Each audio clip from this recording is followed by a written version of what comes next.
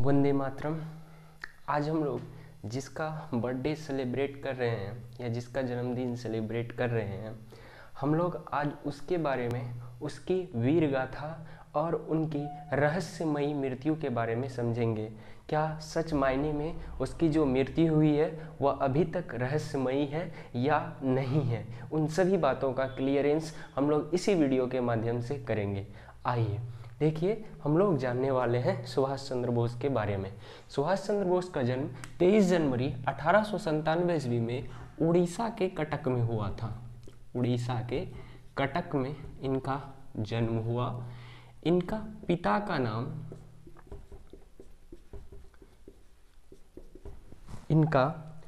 का नाम जानकी नाथ बोस और माता जी का नाम इनका प्रभावती बोस थी। इन सुभाष चंद्र बोस जी का पिताजी का नाम जानकी नाथ बोस और माता जी प्रभावती बोस। यह सन 1920 ईस्वी में इंडियन सिविल सर्विस, जिसे आज के ज़माने में यूपीएससी कहा जाता है, सन 1920 ईस्वी में इसने आईसीएस को क्रैक किया। मतलब ये आईएएस अधिकारी, अभी का रैंक आईएएस अधिकारी बन गए थे। लेकिन 1920 ईस्वी में महात्मा गांधी द्वारा असहयोग आंदोलन चलाया जा रहा था। तो जब इसने 1920 ईस्वी में आईसीएस के पद को ग्रहण किया, आईसीएस क्रैक किया, और इसको असहयोग आंदोलन के बारे में जब इन्हें पता चला तो इसने उस नौकरी को रिजाइन मार दिया, त्यागपत्र दे दी उस नौकरी से और असहयोग आंदोलन में कूद पड़े। मतलब कि अब आ गए थे देश को स्वतंत्रता दिलाने के लिए। लूरी चौरा हत्याकांड हो जाने के कारण 10 मार्च 1922 ईस्वी को गांधी जी द्वारा असहयोग आंदोलन को वापस ले लिया गया, जिसे सुभाष चंद्र बोस ने कहा था कि जब लोगों की जो उत्साह था वह चरम पर था और उस समय गांधी जी के द्वारा इस असहयोग आंदोलन को वापस लेना मूर्खतापूर्ण निर्णय है। यह सुभाष चंद्र बोस का स्टेटमेंट था उस समय का। धीरे धीरे बात आगे बढ़ी और इसने तो नौकरी से रिजाइन दे ही दिए थे। तब यह भी क्या हो गए, राजनीतिक में आए। तो सन 1938 ईस्वी में इसने गुजरात के हरिपुरा में जो कांग्रेस का अधिवेशन चल रहा था वहाँ इसने अध्यक्षता की। कांग्रेस का अधिवेशन कहने का मतलब हर वर्ष कांग्रेस का जो अधिवेशन होता था, मतलब सभी जितने भी उनके सदस्य थे आपस में बैठ करके बातचीत करते थे, उसी को अधिवेशन कहा जाता था। और कांग्रेस के बारे में पूर्ण जानकारी आपको वीडियो प्रोवाइड है, उसका भी लिंक आपको इस डिस्क्रिप्शन में मिल जाएगा, देख सकते हैं। तो जब 1938 था और ये पहले कांग्रेस का अधिवेशन जो था स्थापना से 1929 ईस्वी तक, 1930 ईस्वी तक दिसंबर माह में आयोजित किया जाता था, लेकिन 1930 के बाद यह जनवरी में आयोजित होने लगा। खैर वो कांग्रेस के टॉपिक है, उसको हम लोग बाद में समझेंगे। 1938 ईस्वी में गुजरात के हरिपुरा में जब कांग्रेस का अधिवेशन चल रहा था उसकी अध्यक्षता सुभाष चंद्र बोस ने की थी। 1938 में कांग्रेस का अधिवेशन की अध्यक्षता सुभाष चंद्र बोस ने की। और 1939 ईस्वी में जब यह कांग्रेस का अधिवेशन एमपी के त्रिपुरी शहर में या एमपी के त्रिपुरी में आयोजित था, तो उसके अध्यक्ष महात्मा गांधी कांग्रेस के इतिहासकार पट्टाभी सीतारमैया जी को बनाना चाहते थे। लेकिन सुभाष चंद्र बोस भी का मन था कि इसकी अध्यक्षता भी वो ही करेंगे।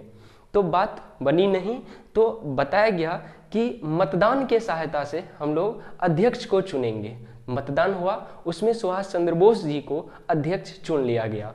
लेकिन विचारधारा का क्या हो गया, मतभेद हो गया, क्योंकि सुभाष चंद्र बोस जी जो थे वह गर्म दल से संबंध रखते थे, जबकि हमारे अहिंसा के बापू थे महात्मा गांधी, उसे हिंसा करने वालों से किसी भी प्रकार का वह लगाव नहीं रखना चाहते थे। तो इसमें इन दोनों के बीच विचारों का मतभेद हुआ, इतना याद रखिएगा, आपसी मतभेद नहीं हुआ।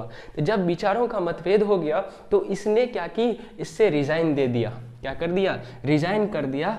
और 1939 ईस्वी में ही इसने कांग्रेस को रिजाइन दे दिया और 1940 ईस्वी में फॉरवर्ड ब्लॉक की स्थापना कर दी।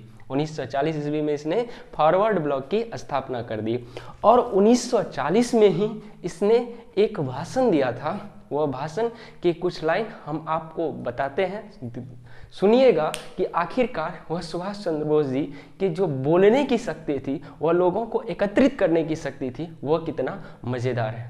देखिए, इसने भाषण में कहा था, वह खून कहो किस उबाल का जिसमें आज़ादी का नाम ना हो, वह खून कहो किस मतलब का जो आ सके देश का काम नहीं, वो खून कहो किस मतलब का जिसमें जीवन में न रवानी है, जो परवश होकर जीता है वो खून नहीं पानी है। उस दिन लोगों ने खून की सही सही कीमत पहचानी, जिस दिन बर्मा में सुभाष ने मांगी उनसे कुर्बानी थी। बोले सुभाष, तुम बहुत जी चुके हो इस जग में, अब तुम्हें मरना होगा, आज़ादी के खातिर बलिदान तुम्हें देना होगा। स्वतंत्रता का संग्राम कहीं पैसों से तोला जाता है, हटाने का सौदा नंगे सर झेला जाता है।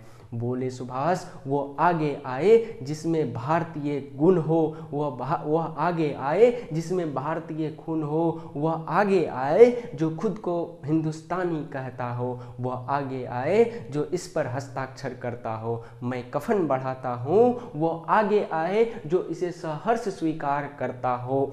इस तरह के जो भाषण थे उस दिन, यह 1940 ईस्वी में यह सुभाष चंद्र बोस जी ने दिए थे, लेकिन अंग्रेजों ने इसे भड़काऊ भाषण का हवाला दे करके पुनः सुभाष चंद्र बोस जी को क्या कर लिए, गिरफ्तार कर लिए। एक साल कारावास काटने के बाद 1941 ईस्वी में सुभाष चंद्र बोस को पुनः छोड़ दिया गया। तो वर्ष 1941 का समय था और 1939 में से ही क्या चल रहा था, द्वितीय विश्व युद्ध चल रहा था। तो भारत के बहुत सारे सैनिक जो थे वह अंग्रेज की तरफ से जो जर्मनी के खिलाफ युद्ध के तरफ से जो लड़ रहे थे, उसको हिटलर ने बंदी बना कर रखा हुआ था। वह भारतीय थे। जब सुभाष चंद्र बोस को इस बात का पता चला तो वह जर्मनी गए और कहा जाता है उस समय वो जो शासक हिटलर थे द्वितीय विश्व युद्ध के समय, और कहा जाता है हिटलर के कई सारे हमशक्ल थे। जब सुभाष चंद्र बोस हिटलर से मिलने के लिए गए तो पहले वाला उसका हमशक्ल आया, सुभाष चंद्र बोस ने कोई प्रतिक्रिया नहीं दिया, वह जैसे थे बैठे रह गए।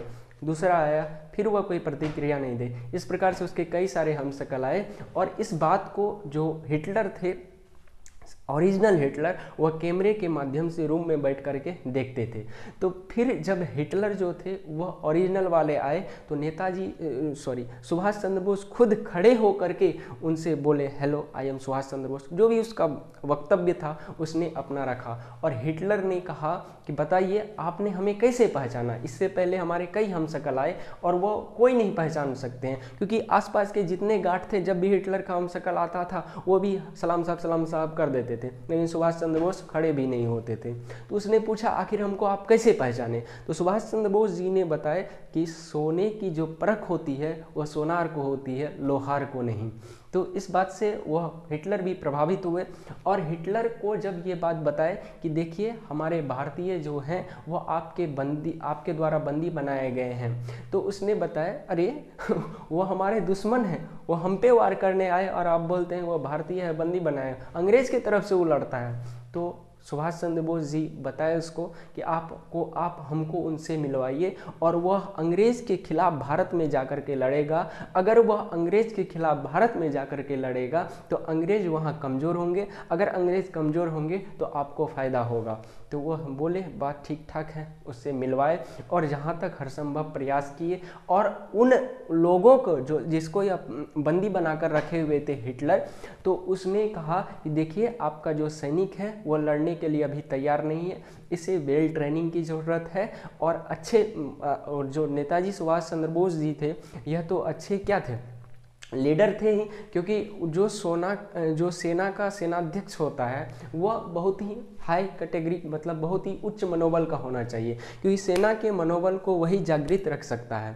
तो बोला हमें मिलाइए ना, हम सब ठीक ठाक कर लेंगे। तो फिर जर्मनी ने जापान से बात करके इसके भारतीय सेना को अच्छी तरह से ट्रेनिंग के लिए जापान भेजा और वहाँ अच्छे तरह से ट्रेनिंग जो भारतीय सेना को दी जा रही थी। और इस संदर्भ में जो जर्मनी के हिटलर थे वह नेताजी सुभाष चंद्र बोस से बहुत प्रभावित हुए और उन्होंने ही इसे उपाधि दिया नेताजी सुभाष चंद्र बोस। मतलब नेताजी सुभाष चंद्र बोस को जो नेताजी का उपाधि मिला यह जर्मनी के हिटलर ने ही इसे दिया था, इससे प्रभावित होकर के।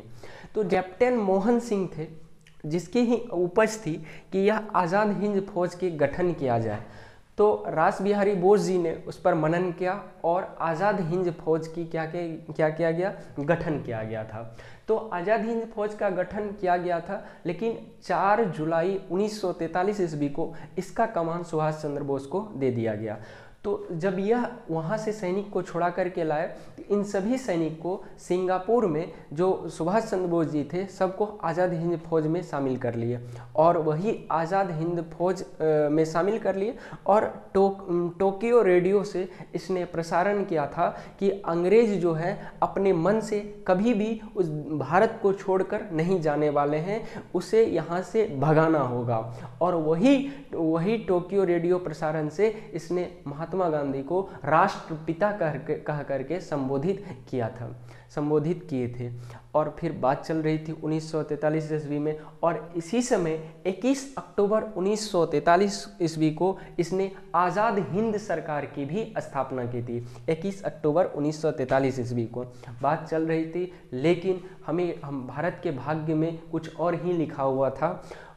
तब तक द्वितीय विश्व युद्ध अपने चरमोत्कर्ष पर था। 6 अगस्त 1945 को 9 अगस्त 1945 को अमेरिका ने क्या कर दिया, बम्बार्डमेंट कर दिया। कहाँ पे, जापान पे। जो क्या कर रहे थे, हमारे भारतीय सैनिक को वेल ट्रेंड कर रहे थे और कह रहे थे कि जब भी ज़रूरत हो जापान आएगी भारत में भारतीयों के मदद करने के लिए। लेकिन जब दोनों बम, परमाणु बम उस पर गिराए गए तो जापान की कमर टूट गई और जर्मनी भी बुरी तरह से पराजित हो चुका था। रूस गए थे, रूस घुस करके मारने के लिए।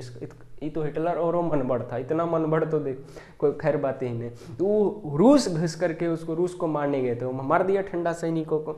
और सैनिक क्या हो गए, वहाँ बहुत ज़्यादा सैनिक मर गए जर्मनी की स्थिति भी अब उतना ठीक नहीं रही कि वह भारत की क्या कर सके, मदद कर सके।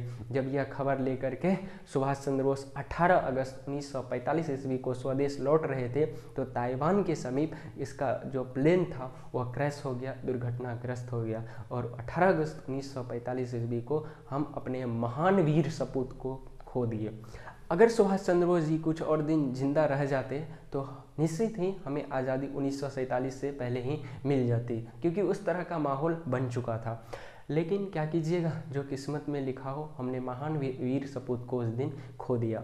लेकिन उसके मौत को है बहुत लोग रहस्यमयी बता रहे हैं। कई रहस्यमयी तक तो ठीक है, कोई लोग यह कहते हैं कि वो सन्यासी का जीवन जीने लगे, कोई लोग चोरी छिपे रहकर जीने लगे। आप ही बताएं, इतने बड़े बड़े कारनामे करने वाले कभी छिपकर जिएंगे?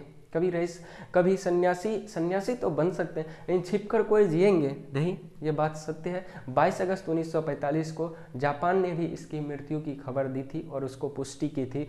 और आज़ाद हिंद फौज के जितने सेना थे सभी पर क्या कर दिया गया था, कार्रवाई कर दिया गया था, क्योंकि सेना प्रमुख को अगर कुछ होता है तो उसकी जवाबदेही भी सेना को ही देनी पड़ती है। तो बाद में यह क्लियर हो पाया था कि सुभाष चंद्र बोस की जो क्या थी, प्लेन क्रैश में ही मृत्यु हो गई थी। तो ठीक है, वंदे मातरम।